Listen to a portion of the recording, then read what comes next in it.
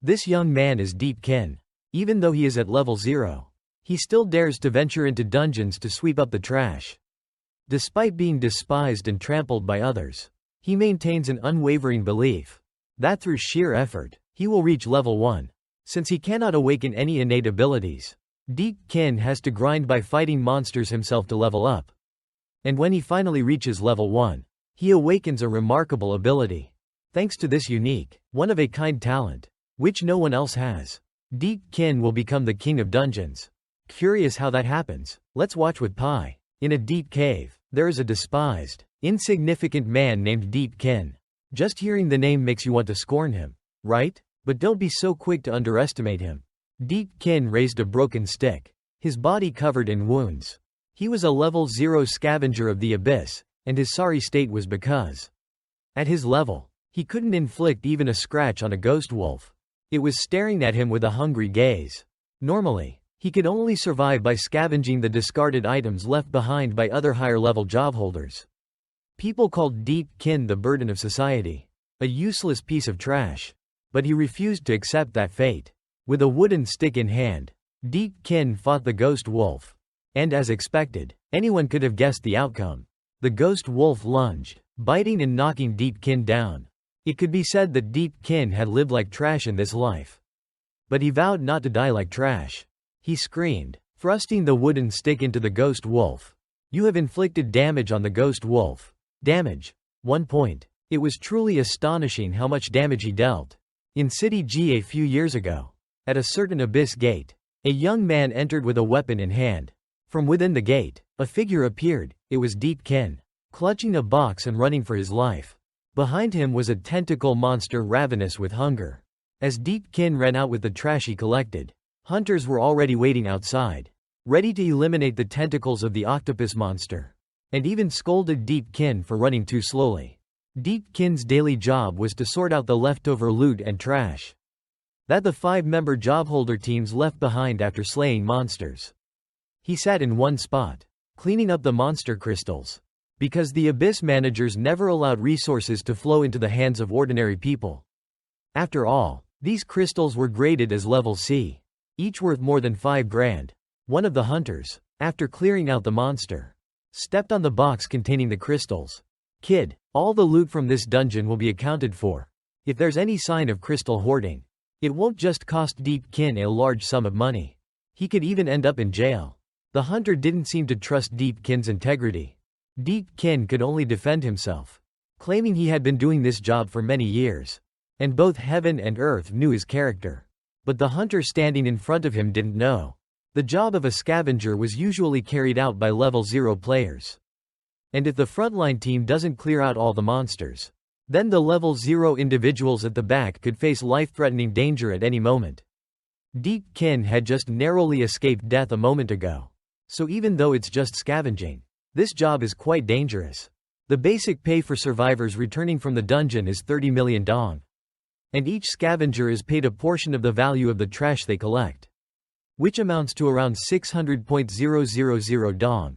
After deducting the agency fees, it leaves around 540.000 dong.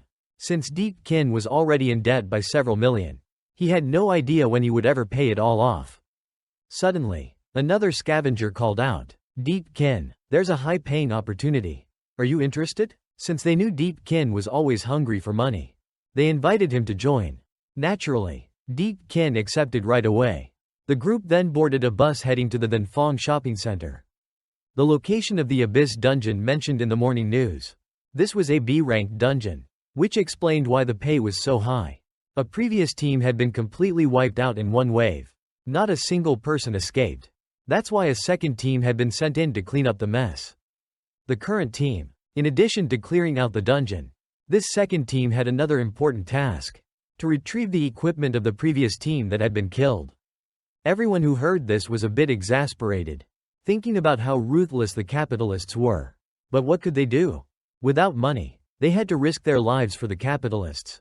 No one could deny that the abysses were fully controlled by the capitalists, who commercialized them and profited greatly.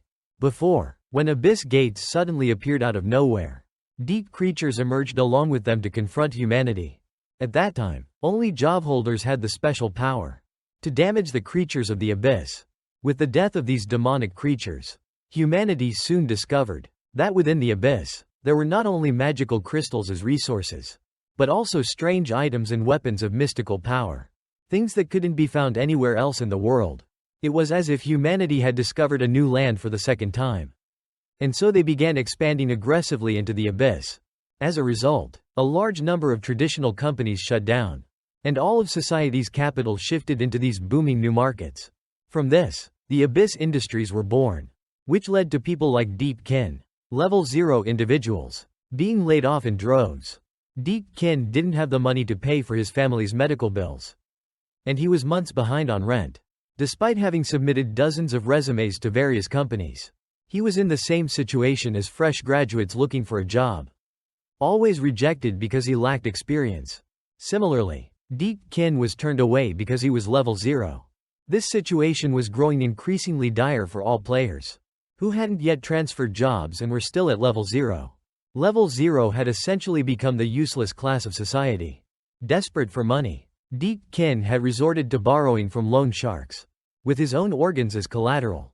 Back to the present, Deep Kin sat on the bus, thinking about his younger sister who was sick in the hospital. And he was also frustrated with the hospital bills. As soon as they arrived at the Abyss Gate, the hunters started criticizing the Scavenger team, complaining that they were too slow. It seemed that in this world, hunters were the bosses, and whatever they said, the cleaning crew had to follow. They told the Scavenger team to stay close behind, or else, if they ended up dead, it would be their own fault. Deep Kin quickly followed the team into the gate, determined to work hard this time to earn money, so he could return to his sick sister. Before long, Deep Kin was inside the gate. This was also his first time entering a B-ranked dungeon, so he couldn't help but feel a bit nervous. But as soon as they got inside, the hunter squad encountered monsters. A pack of crazed wolves charged at them. They were level 1 ghost wolves. Tran Oi bravely stepped forward, and the team's mage launched a fireball at the wolves. Truly, there was no mistaking the power of a fire element hunter. The explosion caused by the fireball scared the ghost wolves, making them scatter. The team's main tank, who was probably also the captain, ordered everyone to stay vigilant, as they could be ambushed from any dark corner. The team's destination was the 5th floor of this mall, but the assassin girl noticed something strange. The area of the mall's 1st floor had expanded more than 5-fold, and its height had tripled. This was a phenomenon called abyssification, a dungeon created to resemble a real-world location, but with its internal structure completely altered. Moreover, the first team before them had been completely wiped out, yet there were no corpses to be found. One of the hunters ordered the Scavenger team to go look for the bodies of the first team, telling them not to just huddle up like frightened turtles. Deep Kin immediately set out to find the bodies. However, while he was absent-mindedly looking around, he accidentally bumped into Tran, who was tying his shoelaces, and fell flat on the floor. Tran, annoyed, grabbed Deep Kin and lifted him up, thinking for a moment that he had run into a monster, nearly scaring him out of his wits. He grabbed Deep Kin by the neck, but luckily, the team captain intervened, reminding them that they still had a job to do. Tran had no choice but to throw Deep Kin aside, telling him to stay away like the piece of trash he was. Deep Kin, boiling with anger, could only curse him silently, calling him a stuck-up jerk. Tran continued to berate the Scavenger team, calling them unprofessional, insisting they were the burdens of society. A bunch of useless, trashy losers, a disgrace to society. What Tran didn't know, however, was that Deep Kin's experience points were already at 99 out of 100.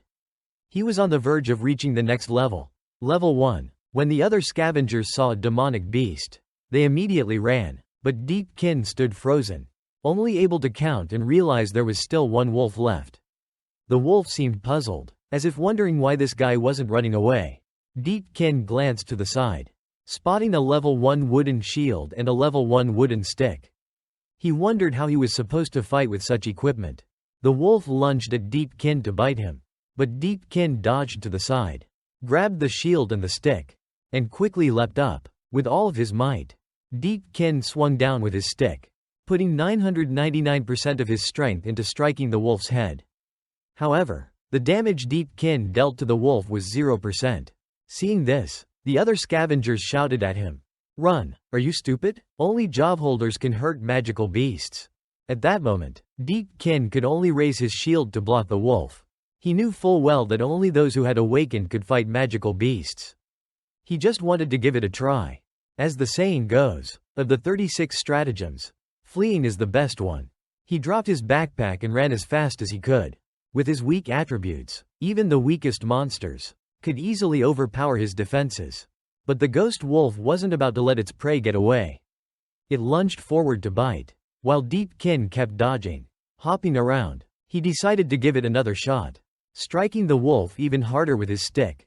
Meanwhile, Tran, off in some corner, was laughing gleefully as he finished off the last of the wolves. He thought that these level 0 scavengers, just encountering one magical beast, would probably wet their pants with fear. While they casually killed a few monsters, they still earned a decent amount of money. Cursing that level 0 trash would be done for if they met a magical beast. Trash, the lot of them, he sneered. Lower class garbage. The hunters continued to pick up the most valuable items, leaving the rest for the scavenger team. After all, cleaning up was the scavenger's job. The assassin pointed out a location to the team captain, where a few more monsters were lurking. The scavenger team, meanwhile, could be heard running in panic. Tran, annoyed as he was, had to head over to deal with it, but not before grabbing a purple hat as an extra piece of loot. On the other side, the first thing they saw was Deepkin struggling against the ghost wolf. Pinned down by it, he yelled, refusing to die like this, determined to strike the wolf just once. This time, Deepkin's full strength surged, and with a powerful strike, he pierced the wolf's head with his wooden stick, landing a critical blow. It was enough damage to bring down the ghost wolf. Deepkin collapsed to his knees, panting heavily, and then burst into laughter. Finally, he could hurt a magical beast. He could inflict damage. Suddenly, Tran approached, smirking. Oh, you actually managed to kill a low-level wolf all by yourself? Tran grabbed Deepkin by the collar and shouted. What's this? Are you trying to play hero? Do you think you're gonna live long? Huh? They hired you to clean, not to act like a big shot. We're not buying the bodies of useless trash like you. In this world, there was more than one path to becoming a job holder. When accumulated experience points reached level 1, even level 0 workers could successfully trigger a job change. In fact, it was even easier to unlock hidden classes this way. To do so, one had to find a way to gain enough experience points to level up. But for someone at level 0, who couldn't inflict any damage on anyone, it was harder than climbing to the heavens. And so, for many years, Deepkin had been risking everything, searching for any weak point, trying to land a critical hit, just to deal at least a little bit of damage. From 1% to 3%, Deepkin accumulated bit by bit, and then it reached 99%, before taking down the ghost wolf. As long as he could deal even a single point of damage, he would earn 1 experience point. Killing the ghost wolf finally allowed Deepkin to reach 100% experience, and he leveled up to level 1. Deepkin had finally achieved his goal. The system displayed, level up condition achieved. Tran was shocked. This piece of trash actually met the conditions to level up? And not only that, but he even managed to trigger a job change. After all the hardships Deepkin endured, one would expect him to get a powerful job. Something like summoning an army of undead, or at least a role involving elemental magic. But instead, his job change turned out to be Scavenger. Deepkin was dumbfounded, cursing his luck. He had leveled up, but he was already maxed out at level 1. Tran saw this and couldn't help but burst out laughing. Sorry guys, but this is hilarious. What kind of job change is this? From Scavenger to, still a Scavenger. This must be some kind of cruel joke. He went on, not only is it max level, but it's not even a good max level. Just level 1 and can't level up any further. Tran walked over and patted Deepkin on the shoulder. Sorry, buddy, I just can't stop laughing. Deepkin stood there in silence, devastated. The one precious opportunity in his life. And he was still stuck as a scavenger. Just a scavenger, nothing more. A perfect match for a useless person. Tran seriously remarked. The level 1 scavenger, he said, as Deepkin's teammates had all disappeared, leaving him alone. So, the task of cleaning the dungeon would now fall solely on Deepkin. After saying that, Tran walked away, eager to share this hilarious story with the other hunters. Deepkin just stood there, staring blankly. Is the scavenger class really that weak? He thought. If the max level for a scavenger was level 1, then he wouldn't be able to increase his attributes by leveling up. But what exactly was a scavenger's ability? No one really knew. Deepkin looked at the wolf's corpse. A notification popped up. Recyclable item found, low-level ghost wolf corpse. The system asked if Deepkin wanted to recycle it. And, of course, Deepkin immediately agreed. A dark, ominous power surged forth. Shadowy hands grabbed the ghost wolf's corpse, pulling it into the void. The trash was decomposing, and when the process was complete, a trash bin appeared, and 2 hands handed him a card. Through this, Deepkin received a skill called Soul Shock, and also gained 3 attribute points he could allocate. He picked up the card and saw that he could freely distribute the attribute points. Deepkin opened his status panel and was surprised to see that all of his attributes were at just 1 point. He looked at the card again. The card required at least 3 points in agility to be used. So, Deepkin allocated all 3 attribute points to agility. With that, Deepkin met the requirements to use the Ghost Wolf ability. The system asked if he wanted to activate it immediately. Naturally, Deepkin chose yes, without hesitation. A surge of green energy flowed into his body, making his eyes widen in astonishment. Deepkin stood there, confused, wondering if he had really activated the skill. Wait, was that it? Why don't I feel any different? The hunters shouted at him to quickly clear out the trash near them. Suddenly, Deepkin took off, running at a speed he couldn't control, tripping and falling flat on his face. Dazed, he wondered if what just happened was his skill or not. The system notified him that Soul Shock was on cooldown, confirming that it was indeed a skill.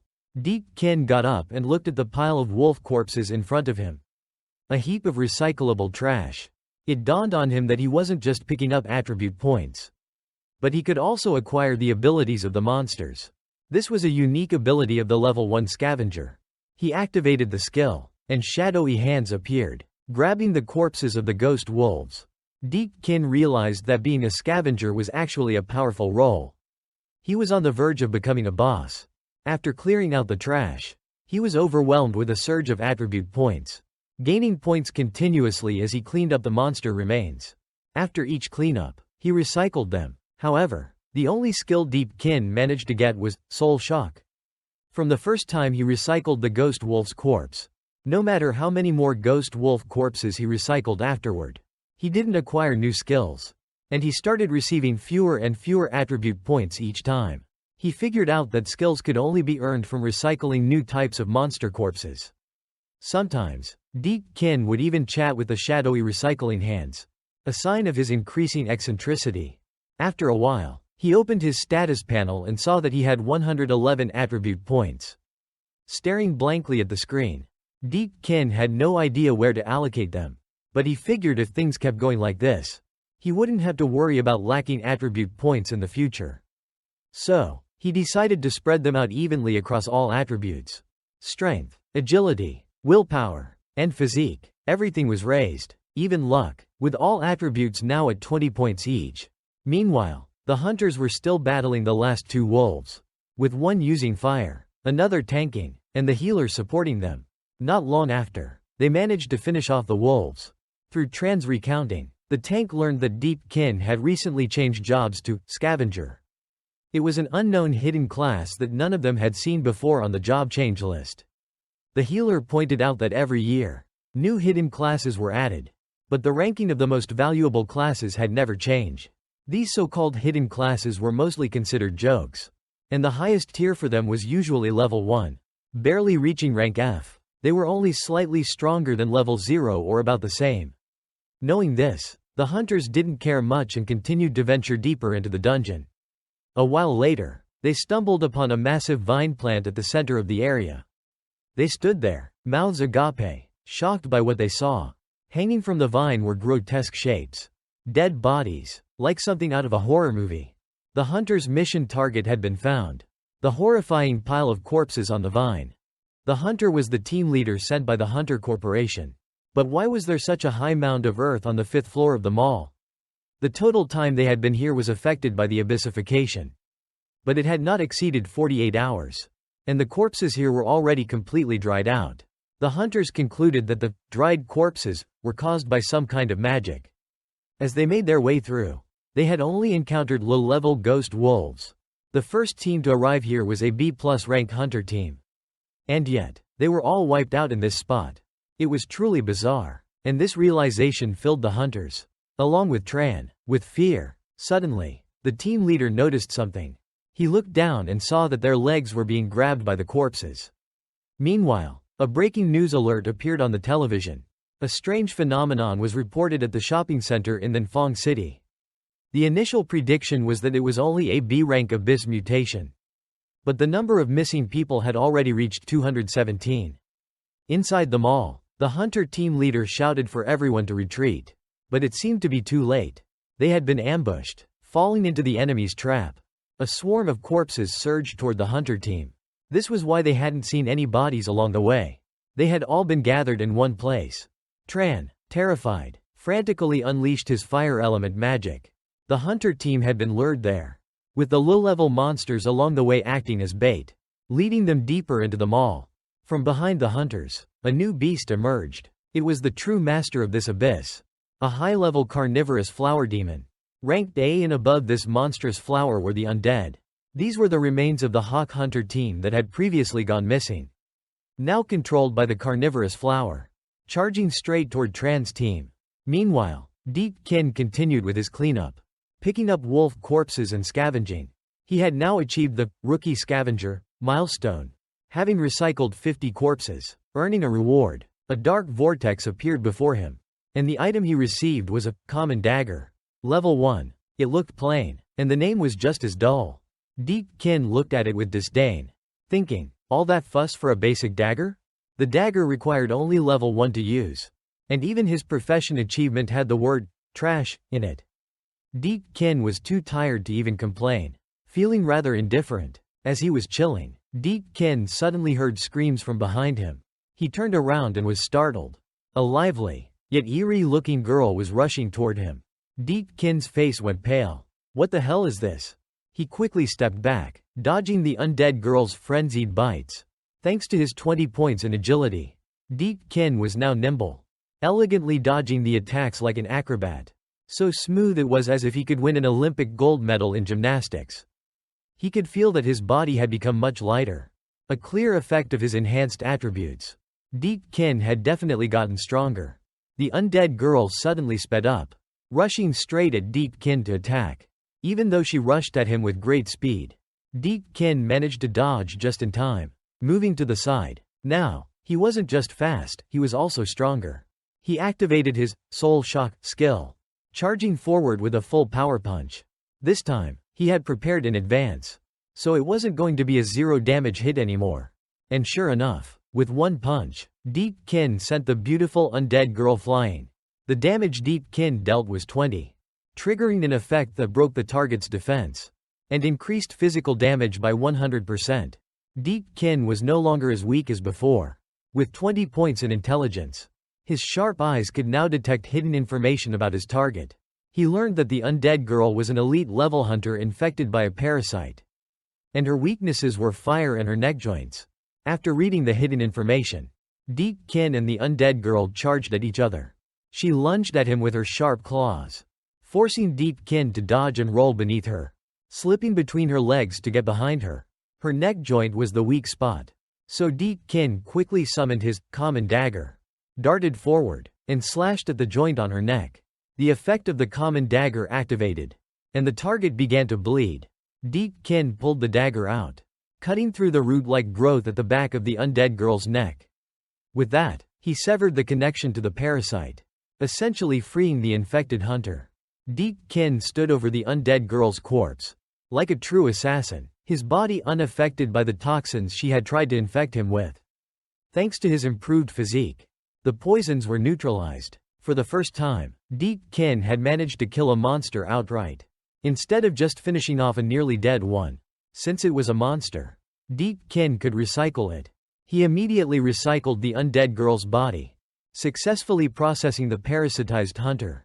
He gained a passive skill called Toxic Conversion, which reversed the effects of toxins, turning them into random buffs for Deepkin. In other words, the more toxic it was, the more beneficial it would be. In addition, Deepkin received a dropped item, a vial labeled as highly toxic, with a note saying it was not for consumption.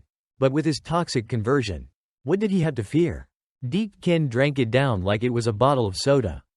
The toxic effect was reversed, turning into a healing effect.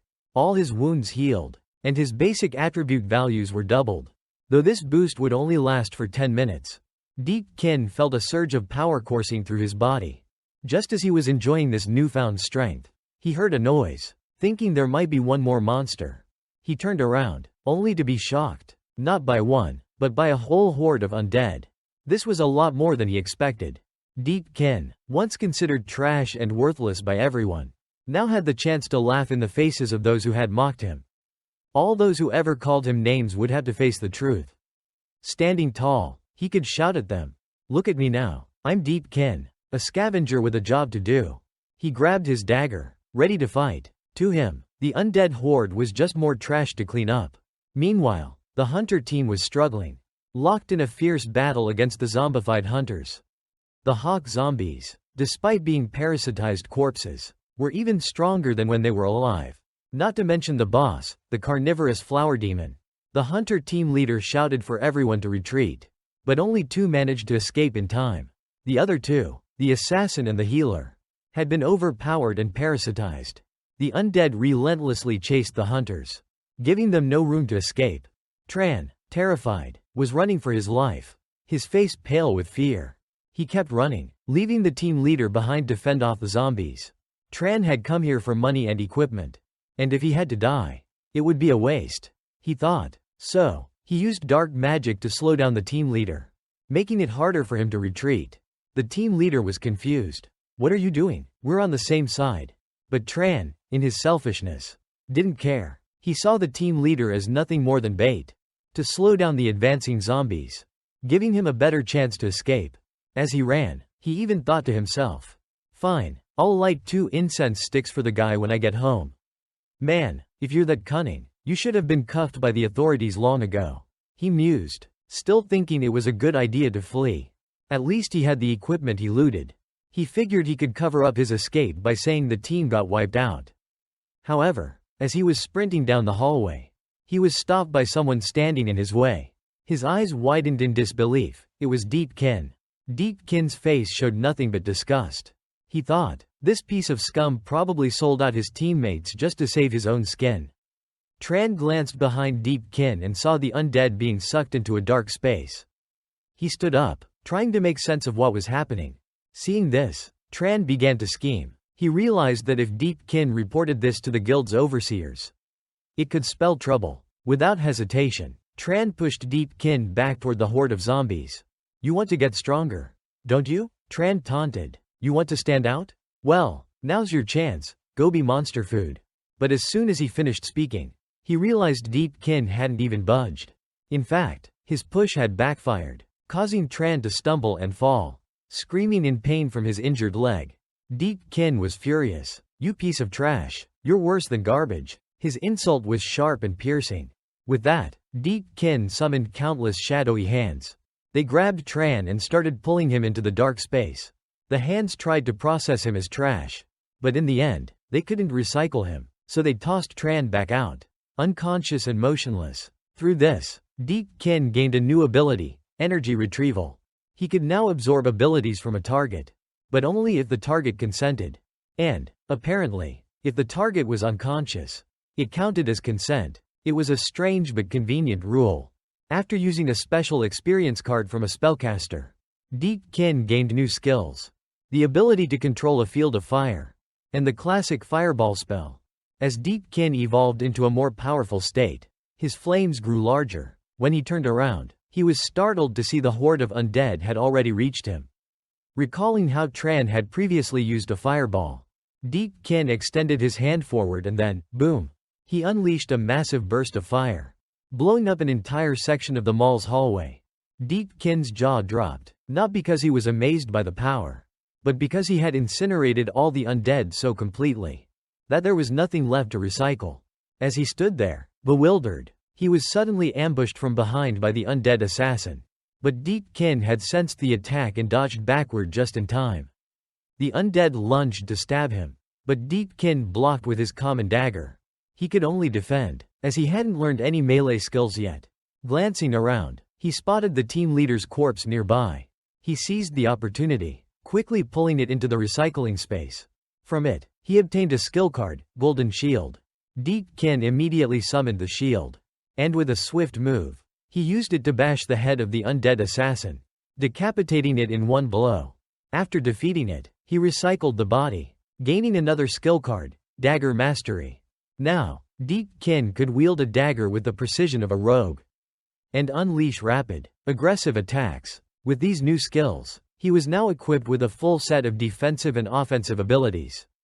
Even his once common dagger felt different in his hands, like it had transformed into a far more lethal weapon. Deepkin then moved on, engaging other groups of undead. He recalled that the hunter's mission in this abyss was to locate the Hawk Squad and bring them out, dead or alive. Failure to find the Hawk team would mean the mission was a failure, and Deepkin's reward would be forfeited. Back in reality, Deepkin was still busy slaying undead and cleaning up. After collecting 10 more corpses, he obtained a new skill, Frenzy Mode, which boosted his strength and agility while granting immunity to control skills. Yet, even as he continued fighting, he was preoccupied with thoughts of the mission. He had already found the remains of the Hawk Squad, but they had all been recycled, turned into skills and attribute points for him. Meanwhile, the carnivorous flower boss observed Deepkin's bizarre actions. Looking utterly baffled, it had no idea what Deepkin was doing. But the outcome was inevitable. Shortly after, at the Abyss Supervisory Committee, in the interrogation room, Tran sat trembling. He was the only survivor from the dungeon. During the interrogation, Tran claimed that no one else had survived, and the committee found it strange. Upon discovering Tran, they noted that his rank had been downgraded, an unusual occurrence with no precedent. Tran screamed in desperation, insisting that his abilities had been stripped away by someone else. That guy took them. He was a scavenger. But even Tran himself seemed uncertain of his own story. The committee verified Tran's account, confirming that something was indeed off about his powers. Tran's deep contamination by abyssal power was unusually high. The cause was that Deepkin had tried to recycle him but, unable to process him, had thrown him back out. The Abyss Supervisory Committee concluded that Tran had suffered hallucinations, charging him with being a suspect linked to an incident at the entrance of a B-rank abyssal zone. Meanwhile, Deepkin had made an appearance there, and prior to that, he had sold off all the abyssal crystals he obtained at a black market auction. Unfortunately, he only managed to get about 30% of their actual value.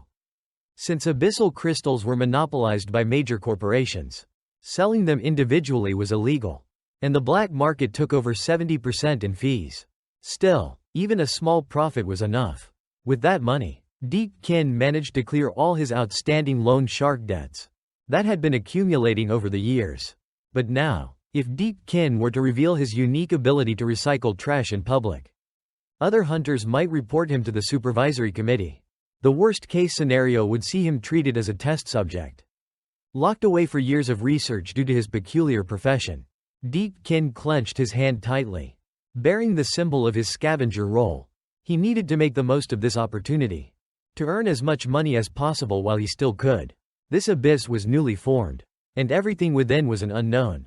Because of this, the hunter rewards for this expedition had been doubled.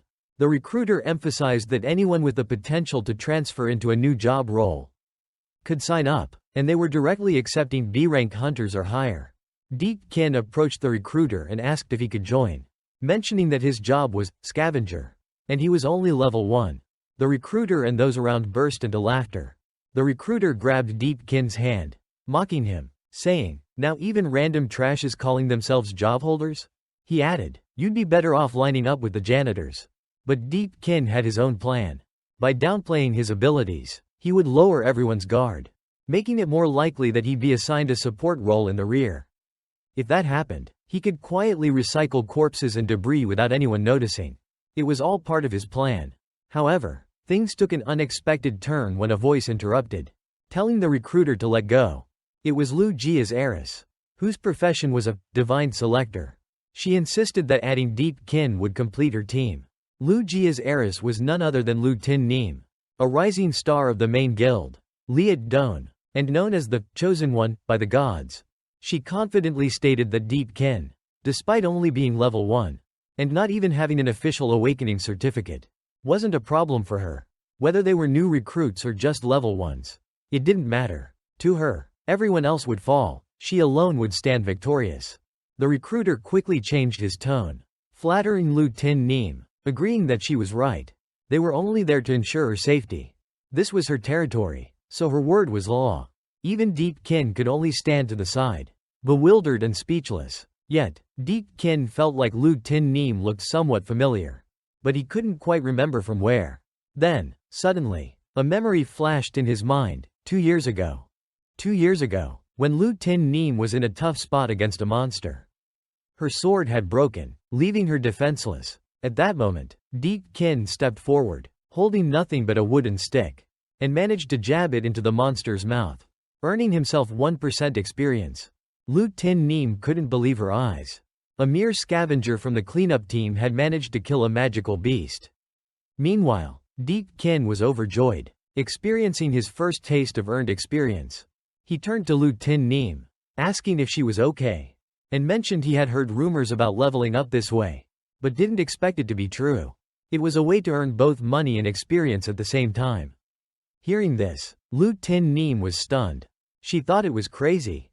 Every time Deep Kin tried this, he was gambling with his life. Who would be foolish enough to take that kind of risk, she wondered. But Deep Kin countered, saying that those who were able to transfer jobs, people like her, who stood high and mighty, would never understand the struggles and bitterness of those like him, the ones who were weak and had no other options.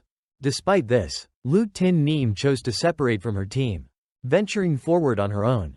Deep Kin thought she had a death wish, taking on so many magical beasts alone, as if trying to prove something. The line between a hero and a martyr is very thin, he said. In response, Tin-Nim simply explained that she wanted to become stronger. She wanted to be the first person to surpass a certain place, though she didn't elaborate on what that place was. In turn, Tin-Nim asked Deep Kin what his goal was for wanting to transfer jobs. For him, it was simple. He wanted to become stronger so he could protect his family. After learning his name, Tin-Nim expressed her hope that one day he would succeed in his job transfer. And when that day came, she wanted him to join her team, so they could go to that place and fight together. They shook hands, and that handshake marked a pivotal moment for Deep Kin. You may not have been born with a silver spoon, but if your wife doesn't end up with one, that's on you, he thought, inspired by the encounter. Just then, Tin-Nim's bodyguards arrived, each one grabbing an arm and escorting her away. Before they left, Tin-Nim tossed Deep Kin a crystal as a reward for helping her kill the monster. Deep Kin accepted it, then turned and left, but he ended up forgetting her name entirely.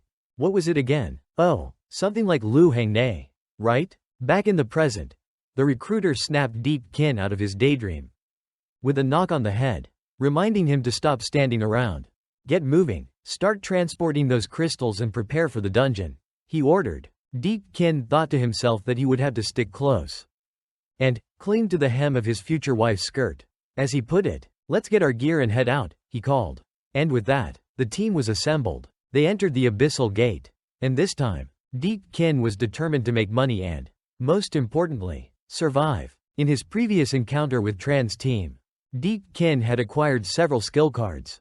The Golden Shield card, the Dagger Mastery card from the Assassin, the Frenzied Critical card from the Berserker, and finally, the ability of an A-rank boss, the Super Regeneration, from the female carnivorous flower demon. Additionally, by equally distributing his attribute points, Deep Kin had managed to balance his abilities, allowing him to effectively use skills from various job classes. This unique advantage made him a versatile fighter, prepared for whatever the abyss threw at him. Deep Kin had balanced all his attributes, from strength to luck, making them equal across the board. Thanks to this, he truly was capable of cleaning up everything in the dungeon. But it made him wonder, if he were to distribute 100 full attribute points, what kind of rank would he reach? Curious, Deep Kin activated his observational ability to check hidden stats. He noticed that the warrior at the front only had 12 strength points. Even weaker than Deep Kin himself. To put it in perspective, if 1 point represented the strength of a regular person, that warrior was 12 times stronger than an average human. If Deep Kin could reach 100 points, he'd be 100 times stronger than a regular person. As they traversed the dungeon, a door ahead suddenly seemed to tremble, causing vibrations that made the other members turn to see what was happening. They saw Deep Kin casually pressing against the door, grinning. It seems the structure down here isn't very stable. No one paid much attention to it, because they had just discovered a treasure chest. However, no one in the group had a thief's job class, and the chest was at least an A-rank item. Seeing this, Deep Kin raised his hand and volunteered. "Brothers, let me give it a shot." Everyone stared in disbelief as Deep Kin effortlessly picked the lock. The chest opened easily, like he was just having a meal. Seeing all the items inside, the recruiter couldn't help but be curious. "How are your hands so skilled at lockpicking? Were you a professional thief?" He remembered that such skills were usually learned at level 5. Deep Kin simply replied, "Even at level 1, a scavenger learns many useful tricks. You often come across locked chests or similar things when picking up trash." The recruiter, a bit skeptical but also intrigued, grabbed all the loot, saying they'd divide it up later, and urged everyone to move forward. As they continued, Deep Kin suddenly called out to a girl ahead, telling her to stop. He then tossed a small stone forward, which triggered a series of hidden traps. The girl, slightly annoyed, asked, "And you say you're just level 1? Liar." Deep Kin laughed. "Well, it's just my specialty. You step on traps a lot when picking up trash. You get used to it." Having experienced this kind of trouble countless times, he had naturally developed a knack for spotting traps. Sure, it's because you've got over 20 points in intelligence, isn't it?" she teased. But strangely, everyone accepted Deep Kin's explanation without much skepticism. Seeing this, the recruiter threw him a simple, damaged item, saying it was a reward for his help, though it was hard to tell if it was a gift or just more junk. They continued deeper into the dungeon, arriving at a room that was said to be the secret treasure vault of the final level. The hunters thought this was too easy, assuming it must be a reward room, meaning there were no monsters, just treasures. In the center of the room was a table, atop which sat a stone tablet and a goblet filled with blood. Indeed, it was a treasure room, free of any monsters. Finding such a room was rare, occurring maybe once in 10,000 dungeons. A warrior, a muscular man with a bull-like build, picked up the stone tablet. Puzzled, "Is this really all there is?" he asked, looking over at KingName. The warrior announced, "The treasure is this stone tablet. Let's take it and get out of here."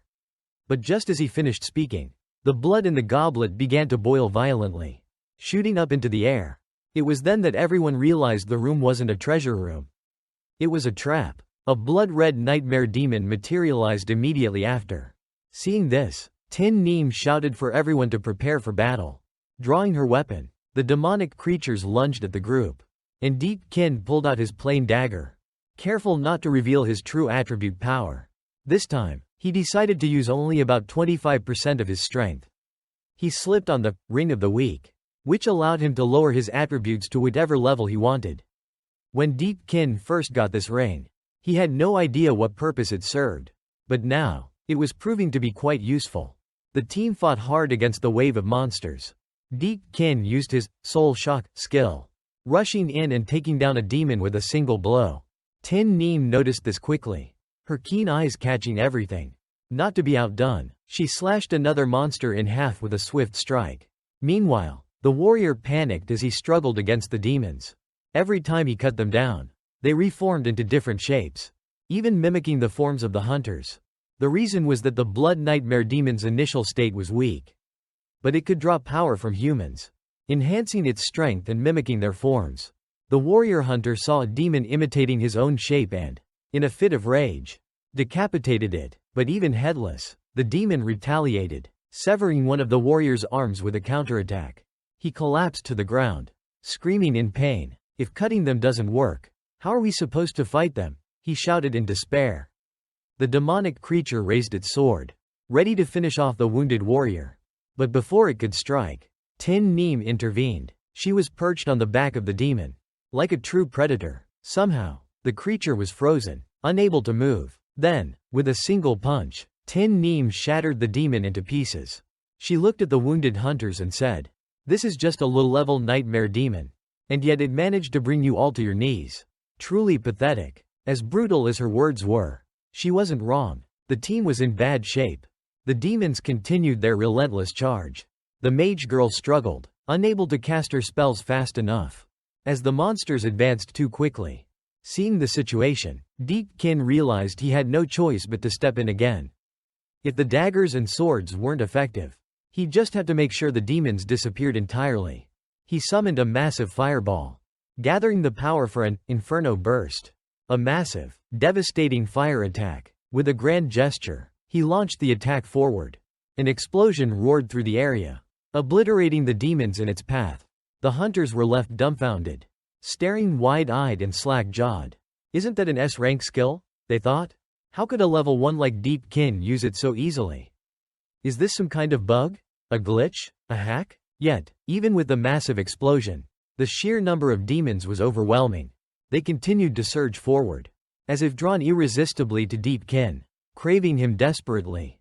Seeing the situation, Deepkin had no choice but to activate his frenzied mode, boosting his combat power by 100%. In this state, his abilities surged. Ready for battle, he dashed forward, delivering a punch that obliterated the demon, sending blood splattering everywhere. But the blood quickly coalesced, forming a creature even larger than before. A massive amalgamation of the demons. This new form was enormous, and even Deepkin had to admit he was nervous. A royal-class monster? In a B-rank dungeon? Did the game designers mess up? Why is there a boss-level creature here? He thought. But it was real, and it was there because the blood nightmare demons had absorbed his attributes, creating a monster that reflected his strength. The stronger the opponent, the stronger they would become. The colossal creature swung its massive hand at Deepkin, who managed to dodge and retreat. Seeing the situation, he realized he couldn't keep fighting head-on without a plan.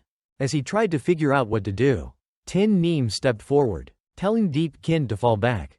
"Let me handle this," she said confidently. She charged straight at the monster. Fearless, KingName sprinted up the creature's arm, heading toward its chest. She gathered her strength into her sword, intending to unleash a freezing slash to immobilize the monster.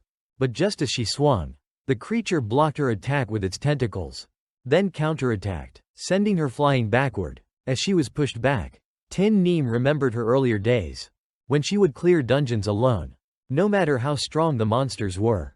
She pushed herself to become stronger, hoping to catch up to her older siblings so she wouldn't be left behind. Her goal was to defeat that place, whatever it was. Back in the present, KingName steadied herself, channeling her power into her sword once more. "If I can't deal with this abyssal monster, I'm not worthy of the Lu name," she thought. She swung her sword with all her might, summoning a freezing aura that enveloped the area. Then, she summoned the Frost Banner, a skill that increased the ice element's potency by 50% within a 30-meter radius. The effect was immediate. The monster began to freeze rapidly. This icy domain was particularly effective against water-based demons, and while it might not be enough to kill the creature, it could certainly immobilize it. Not wasting a moment, KingName dashed forward, swinging her sword to activate the Comet Slash, a skill that aimed to decapitate the giant monster. Deepkin watched in awe, impressed by the display of power. So this is the legendary S-Class Divine Selector job, he thought, wondering who would ultimately come out on top. Despite being frozen and having its head severed, the monster quickly regenerated, reforming as if nothing had happened. KingName was stunned. Even her strongest attack had no effect. The creature retaliated, sending a barrage of tentacles toward her. At that moment, KingName realized that although she was S-rank, her actual combat prowess was not on par with her older siblings. She had the title, but not yet the strength to match it. Despite being a member of the prestigious Lu family, KingName always felt like she was left behind, a disappointment to the family. She was often mocked and ridiculed, called the shame of the Lu clan. People would wonder aloud why their family had such a weak younger sibling like her, telling her to just stay at home and not show her face outside. But KingName wanted to become stronger, even if it meant starting from the lowest point. She believed that by constantly challenging herself with higher levels of difficulty, one day she could surpass her siblings, and even the entire Lu family. Determined, she rushed forward and slashed her sword down at the monster's head. During the attack, when its defense was weakest, the creature used a tentacle to strike at KingName from behind, slamming her hard against the wall. When the others saw KingName defeated, they panicked. If even an S-rank hunter is down, we need to get out of here, they thought. But the monster wasn't letting anyone escape so easily. It raised another limb to attack KingName, intending to finish her off. Just then, Deep Kin leapt forward and punched the monster's limb, knocking it away and allowing KingName to break free. Now that he was up close, Deep Kin could observe the creature carefully. He realized that if a monster reached royal class rank, it gained resistance to abnormal statuses. If its level was high enough, it could resist freezing, paralysis, stun effects, and even slowdowns. Certain areas that were once weaknesses had now been fortified. So Deep Kin decided to stop holding back. He unleashed his full power, no longer concealing his attributes. Using a fist wrapped in a blazing fireball, he struck the monster's shoulder. The creature retaliated, but Deep Kin dodged swiftly, darting around and landing another punch. He continued this hit-and-run strategy, trying to find any weak spot on the monster. No matter where he attacked, the creature regenerated quickly. It seemed almost invincible, and no weakness was apparent to Deep Kin. It was as if something was controlling the monster. Suddenly, Deep Kin had an epiphany. He remembered the stone tablet they had found earlier, and the blood ritual required to access it. It must be connected to the blood nightmare demon. He called out to the hunters, asking them to kick the stone tablet to him. The warrior, whose arm had been treated, quickly complied and kicked the tablet over to Deep Kin. Relying on his intelligence, Deep Kin was able to read the ancient text on the stone, which detailed how to break the blood curse. He couldn't help but scold himself for not reading it sooner. The monster tried to grab the stone tablet, and when it did, it shoved it into its mouth and swallowed it whole. But instead of growing stronger, the curse was broken, causing the monster to freeze in place. The immediate danger was finally resolved, giving the team a moment of peace. As they caught their breath, KingName looked over at Deep Kin, puzzled. She couldn't shake the feeling that she had seen him somewhere before. He seemed so familiar, even from the very first moment they met. Deep Kin was surprised and asked, "Wait, you really don't recognize me?" He then explained that they had met 2 years ago in a dungeon, where he managed to earn 1% experience by leeching off the monster that KingName had killed. Hearing this, KingName suddenly remembered Deep Kin. She hadn't expected him to have successfully changed his profession, let alone become so powerful. Deep Kin proudly declared, "Yeah, I'm a level 1 scavenger now." KingName was impressed but also felt a bit ashamed. Every time Deep Kin gained strength, he put his life on the line, and now he had become incredibly strong. Looking at herself, she felt a little embarrassed, but she quickly regained her composure and focused on the task at hand. "The important thing is to deal with this monster first," she said. She planned to freeze the creature again temporarily, and asked Deep Kin to find the stone tablet inside the monster's body as quickly as possible. Deep Kin agreed, jokingly saying he'd charge her 0.5% commission if they succeeded in defeating the creature. Hearing this, the other hunters felt their spirits lift and eagerly wanted to join in. They also wanted to contribute to the fight. Deep Kin welcomed their help, encouraging everyone, "All right, let's all charge in together and smash this thing." The monster, having swallowed the stone tablet, had entered a state of temporary immobility, preparing to activate its frenzied invincibility mode. Once that was completed, it would wipe out everything. The stone tablet was located in its midsection, and they had about 30 seconds left before it finished the process. Deep Kin turned to the group, encouraging them with a determined tone, "We're all going to make it out alive." Hearing his words, everyone felt a renewed sense of energy. But Deep Kin reminded them, "If we just stand here chatting, we're all going to die. Let's get moving." Deep Kin activated his intelligence attribute, boosting everyone's morale and helping them recover from fatigue. He also increased the speed at which their magic regenerated. KingName was impressed, realizing that Deep Kin was far from ordinary. She then ordered the warrior to provoke the monster. The warrior charged forward, but his taunting method was a bit unconventional. He started shouting insults at the monster, and surprisingly, It worked. The creature turned its attention to him and began to attack. Seeing this, KingName instructed the sorcerer at the back to target the attacking tentacles.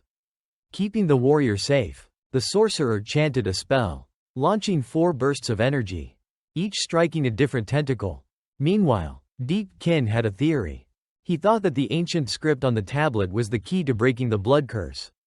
If he tried to blow it up with his fireball, it might all be over for them. So instead, he decided to extract the stone tablet with his own hands. Exactly how he planned to do that, no one could tell. KingName, looking a bit concerned, wondered aloud, "Wait, is Deepkin seriously planning to crawl into the monster's stomach to retrieve the tablet?" But she soon realized that he intended to phase through the blood nightmare demon's body to get to it. To support him, KingName ordered the archer to shoot arrows at the ceiling, causing large chunks of rock to fall down.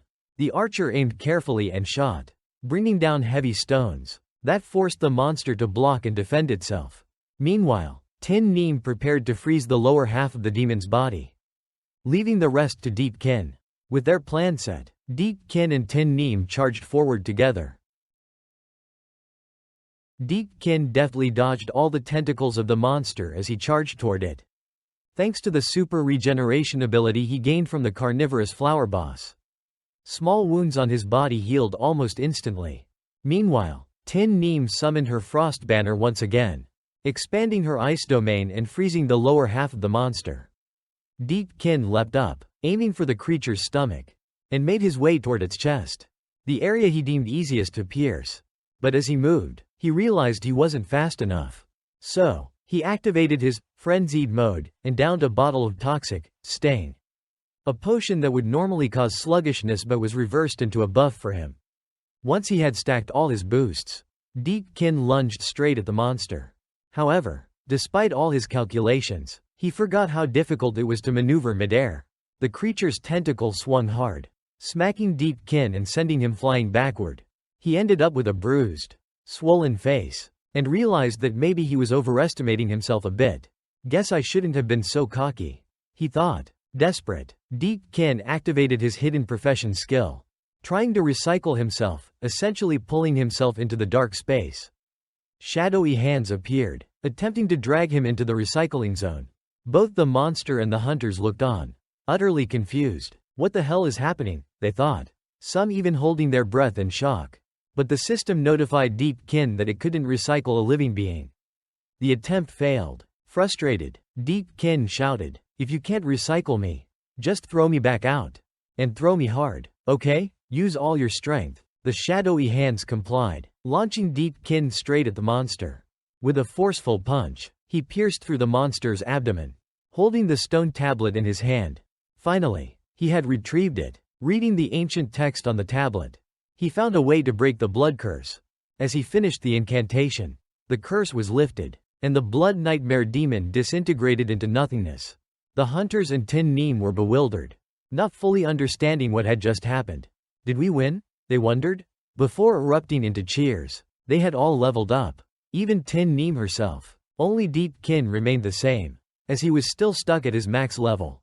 Level 1. With the defeat of the monster, a treasure chest appeared. This was the real reward. When they opened it, they found a wealth of equipment. Deepkin picked up a sword, but it required level 10 to use. Unfortunately, he was still just level 1, which meant he couldn't wield any of the items. Frustrated, he felt like crying. Life really is just endless suffering. He sighed. So many amazing pieces of gear were right in front of him, yet Deepkin couldn't use a single one. It felt like a cruel joke. Seeing his disappointment, KingName approached and said, "Deepkin, you were the one who contributed the most to defeating the monster. You saved us all from the blood curse, so it's only fair that you get to distribute the loot." Deepkin leaned in and whispered a request to KingName. Meanwhile, outside the dungeon, the Lu family had already contacted a rescue team. But before they could act, KingName's team emerged from the dungeon victorious. Reporters were stunned, impressed by how quickly they had completed the mission. They marveled, as expected from Miss KingName of the Lu family. But to KingName, the praise was just like a breeze passing by, neither exciting nor bothersome. The other team members dispersed, but before leaving, they all agreed to keep the events of the dungeon a secret. As for Deepkin's request inside the dungeon, he had proposed to sell the equipment they found to KingName's family at a favorable price of just 500 crystals. Additionally, he had one more condition. When they exited the dungeon, he wanted everyone to act as if he didn't exist, and to give KingName full credit for handling the abyss on her own. KingName was puzzled by this request, but she agreed since it didn't really affect her. Afterward, Deepkin told everyone to head outside while he planned to slip away. Given everything he had done, KingName misunderstood, thinking Deepkin was trying to sell her a favor. After the group left, Deepkin stayed behind in the abyss, focusing on the stone tablet. Soon, a small creature emerged on top of it, revealing itself to be the true mastermind controlling the blood nightmare demon. Seeing this, Deepkin quickly grabbed it, saying, "I've been waiting for you all day." He immediately tossed it into his recycling space. Through this, Deepkin gained a new skill card, Nightmare Body, allowing him to consume life force to summon a nightmare clone. This clone could mimic an attack from its host, or absorb a hit from an opponent. Once activated, the clone would disappear after taking a single action. This ability had a unique feature. It could be upgraded, meaning Deepkin could now summon a copy of himself. A few days later, in a corner of a cafe, Deepkin sat looking over his equipment. All the high-tier gear had already been handed over to KingName, leaving him with a pile of junk equipment. He was frustrated because no one would want to buy this trash. As he pondered over what to do, he accidentally activated his recycling ability, pulling a hammer into his recycling space. To his surprise, Deepkin earned a basic point. He was amazed to find out that even trash could be processed. Once the equipment was sorted, it was disassembled, and raw materials were recovered. The basic points were like universal material, obtained when gear was broken down, and could be used to upgrade, repair, or create new items. Eager to test this out, Deepkin decided to repair his nearly broken dagger, but it required 5 basic points. So he began to recycle multiple pieces of equipment he didn't need. After processing a bunch of junk, he successfully repaired the ordinary dagger. Once repaired, the dagger's durability and attack power were significantly enhanced. This meant that as long as he kept refining and upgrading his weapons, even a level 1 item could be made stronger. Just like upgrading gear in a game. Upon completing the repair, Deepkin was rewarded with a choice: a magic potion or 2 additional random attribute points. Thinking it over, Deepkin realized that he wasn't lacking in attribute points. What was more important when exploring the abyss was preparation, since the true depth of the abyss could never be fully predicted. Many awakeners who ventured in without proper preparation never made it back. The boss room had already drained everyone's magic points, and without any way to go back for resupply, they were done for. That's why magic potions found in the abyss were critical items that allowed teams to keep going. So, Deepkin chose the blueprint for the magic potion. This potion would help him restore his magic points. But crafting a single bottle required 6 basic points and any kind of container. Deepkin was confused about what kind of container it needed. After asking the cafe owner, he learned it could be anything like a cup or a small bottle. A short while later, Deepkin successfully crafted 5 cups filled with magic water. He decided to try one, but immediately spit it out. It tasted like some kind of strange fruit juice. But the effect was undeniable. It restored his magic points and relieved his fatigue, making him feel fully recharged. With his magic power replenished, Deepkin left, thinking he could probably tackle a few more abysses today. But as soon as he stepped outside, he was confronted by debt collectors. The scar-faced man, despite his intimidating look, remarked how Deepkin's aura had changed in just a few days. He suspected that Deepkin must have found some kind of treasure while scavenging, and decided to keep it for himself. He mentioned that he'd been looking for Deepkin for a while, nearly reporting him as missing to the police. Deepkin calmly replied that he had already paid back both the principal and the interest, so they should just leave him alone. The scar-faced man, however, put his arm around Deepkin, saying that even though his debt was settled, his work contract hadn't expired yet. He reminded Deepkin that he was still a scavenger, and should live like trash. Seeing how Deepkin looked a bit cooler now, the man felt envious, so he knocked over Deepkin's cup of magic water. Then he started yelling, pretending to be the victim, like a thief crying out for help after committing a crime. He wanted to make sure that if a level 0, like Deepkin, clashed with a level B transfer job like himself, Deepkin would get publicly beaten without anyone stepping in. Seeing this, the two bodyguards behind Deepkin started cracking their knuckles, clearly excited for the confrontation. Deepkin remembered the rules for managing transfer job holders outside the Abyss. No one was allowed to use job-related powers outside the Abyss. The only exceptions were law enforcement and armed personnel with proper licenses. So, if Deepkin wanted to use his abilities, he would need to find a more discreet location to do so. The scar-faced man decided to give Deepkin a chance to avoid trouble. "If you lick all that spilled water off the ground, I'll let you go," he said, mocking him by suggesting it was a perfect job for a scavenger. But Deepkin simply replied, "No way." The scar-faced man, enraged, was about to punch Deepkin, but suddenly stopped, not because of Deepkin, but because Ronaldo Seiya had appeared. Seiya, from the S-Rank Blood Oath Guild, grabbed the scar-faced man's tie and asked him, "Have you collected enough yet?" The scar-faced man hesitated, nervously saying he was almost done collecting what he needed, and only had one more person left to find. Seiya asked who the last person was, and the scar-faced man pointed to Deepkin. Seiya then said, "Deepkin is already being recruited." But the scar-faced man protested, insisting that Deepkin was useless, offering to find someone else instead. Seiya dismissed the concern, saying, "This guy will do just fine. I only need a human shield anyway. During the Blood Moon, when we enter the Abyss, the place will be full of crazed, dangerous monsters. I just need someone to take hits for me." From what Deepkin knew, during the Blood Moon, the monsters in the Abyss would enter a frenzied state. Rare and powerful creatures would appear. The amount of loot dropped would increase several times over, and the quality of abyssal crystals would be purer. Seeing this as a golden opportunity, Deepkin agreed immediately. Seiya was pleased. Finalizing the team lineup, he called for the rest of the team to assemble. And to Deepkin's surprise, one of the people who showed up was a familiar face. It was Tran. As soon as Tran arrived, he recognized Deepkin immediately. After all, how could he forget him?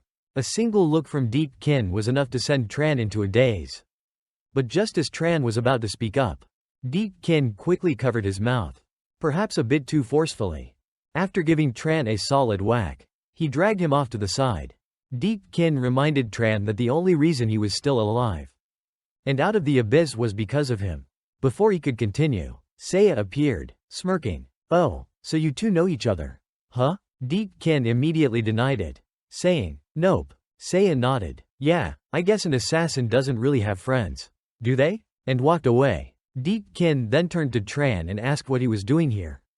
Tran explained that the Union had initially sentenced him to 15 years in prison, but he had managed to pay a 1.5 billion fine to regain his freedom, leaving him bankrupt. Tran blamed Deepkin for his current situation, being left penniless, stripped of his rank, and forced to start over as cannon fodder. Tran threatened Deepkin, saying if he didn't restore his level, he would report everything to the Union. Deepkin's patience ran out, and he switched to intimidation mode, telling Tran, "If you dare open your mouth again, I'll turn you into trash and recycle you myself." Later, at the Sea City subway station, Deepkin and his group arrived at the dungeon gate. There, they were greeted by Chu Thong, a level 3 bard. He welcomed them to the cannon fodder squad, and asked everyone to introduce their ranks and professions. Deepkin casually said he was a level 1 scavenger, while Tran introduced himself as Tran the Star Lightning Sorcerer. Level 1. Chu Thong chuckled. "Oh, so we've got 2 level 1s here." He reassured them, "That's normal. We're all trash here, so there's no need to mock each other. After all, we're all just here to trade our lives for money. There's no point in trying to see who's more noble than the other." Chu Thong then suggested that everyone get to know each other a bit better, mentioning that the team still needed to pick a leader. He was quick to promote himself, boasting about being a level 3 bard. Chu Thong, feeling confident, declared that he was perfect for the leader role, and both Lao Chu, a level 2 healer, and Lao Zhang, a level 3 warrior, agreed. At this point, Seiya approached the group to announce the plan. He informed them that this time, along with the 6 core members of his team, there would be 5 temporary members from the cannon fodder group. Seiya produced a red key, explaining that it was for the abyssal maze. Each room in the maze was filled with traps and hidden mechanisms. The job of the cannon fodder team was to find a way to the boss room quickly and report back any information to the main team. Seiya then used the key to unlock the gate, warning them that he wasn't expecting much combat prowess from the cannon fodder team. If you run into monsters, just run and save yourselves, he said. He added that if they wanted to earn their share, at least one of them had to survive. If there's only one left, that person gets the entire pay for the team. Lao Chu nodded with resolve, thinking of his 4 daughters who needed care. Lao Zhang also had his own motivation. His wife was seriously ill, and he needed the money. That was why the two of them were willing to take such a risk and join the team. With their mission set, the group entered the dungeon. As they started moving, they noticed Deep Kin, who seemed so calm and composed, unlike other newbies who would typically be jittery. Inside the dungeon, they traveled for a long time, but curiously, they hadn't encountered any monsters. Lao Chu felt a chill and noted it seemed colder than when they first entered. Chu Thong muttered, "If I'd known, I would have worn more layers." Just as he took another step, a trap activated, and an axe swung down from above, aiming for Chu Thong's head. Seeing this, Deep Kin quickly threw a rock, striking Chu Thong on the head, knocking him backward and out of the axe's path. Saving him, Deep Kin wondered how this fool, Chu Thong, had survived up until now. Chu Thong, oblivious, felt lucky, but that luck was entirely Deep Kin's doing. Still feeling bold, Chu Thong volunteered to lead the way again. Naturally, he ended up triggering every trap along the path. Soon, they stumbled upon a series of cocoons hanging from the ceiling, which burst open, revealing a swarm of level-5 demonized spiders. These were elite creatures known as magic-infused arachnids, capable of spraying deadly poison. The demon spiders lunged at Chu Thong, who panicked and screamed. Lao Tran immediately retaliated with his fire magic, revealing that while he had been demoted in level, his skills were still intact. However, his low level meant his fireballs barely affected the spiders. Seeing the trouble, Lao Zhang stepped up to hold off the attacking spiders. While on Deep Kin's side, one of the demon spiders charged straight at him.